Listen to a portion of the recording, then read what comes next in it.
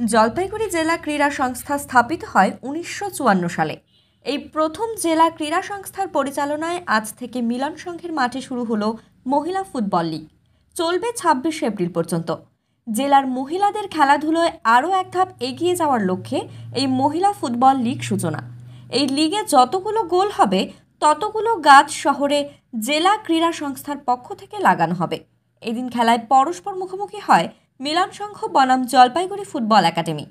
খেলায় Jalpaiguri football academy জয়ী হয়।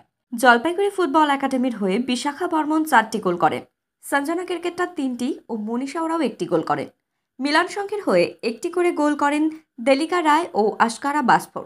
খেলায় সেরা নির্বাচিত হয় জলপাইগুড়ি ফুটবল একাডেমির বিশাখা বর্মন। জলপাইগুড়ি ফুটবল একাডেমির পতাকা উত্তোলনের মাধ্যমে খেলার সূচনা হয়। এদিন খেলায় উপস্থিত ছিলেন জেলা ক্রীড়া সংস্থার senior vice president Tapan Bagchi, Purajit Bakshigupta, মিলন সংঘের সভাপতি রমেন সেন সহ জেলা ক্রীড়া সংস্থার সকল আধিকারিকবৃন্দ।